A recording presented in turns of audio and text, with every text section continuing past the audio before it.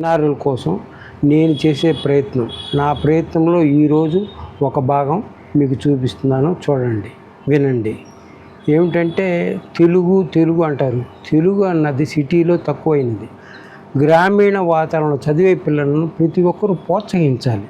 ప్రోత్సహించినప్పుడే ఆ తెలుగు పైకి ఒక ఉప్పొంగిన సముద్రంలా, అలా కెరటాలలాగా మనం తెలుగును చూడగలం. అంతేగాని చెన్నైలో ఇట్లా ఆంధ్ర రాష్ట్రంలో తెలుగు చదువుకునే పిల్లల సంఖ్య చాలా వరకు తగ్గింది. అందువల్ల మనం ప్రోత్సహించాలంటే ఎక్కడి నుంచి రావాలా? గ్రామీణ వాతావరణం నుంచి రావాలా. అంతేగాని సిటీల్లో ఉండి మనం తెలుగు కోసం పోరాటం వేస్ట్.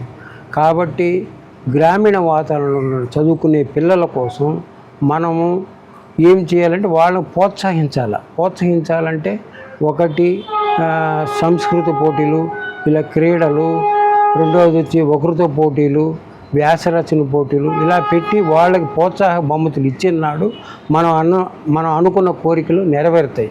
అప్పుడు సంఖ్య పెరుగుతుంది. వాళ్ళని ప్రోత్సహించే వాళ్ళే లేరు.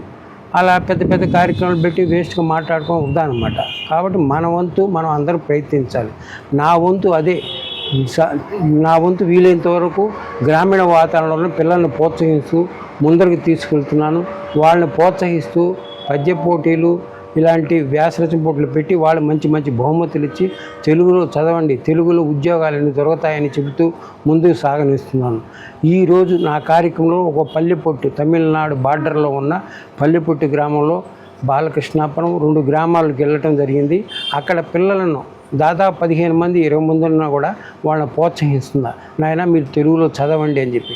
కాబట్టి పిల్లల్లారా, పాపల్లారా, రేపటి భావి భారత పౌరులారా, పెద్దలకి ఒక దారిని చూపే పిల్లల్లారా. కాబట్టి మీ జీవితం బాగుపడుతుంది. ఇతర భాషలు నేర్చుకోండి, నేను వద్దను, కానీ తెలుగు భాషను, మాతృభాషను ప్రేమించండి. థ్యాంక్ యూ, ధన్యవాదాలు.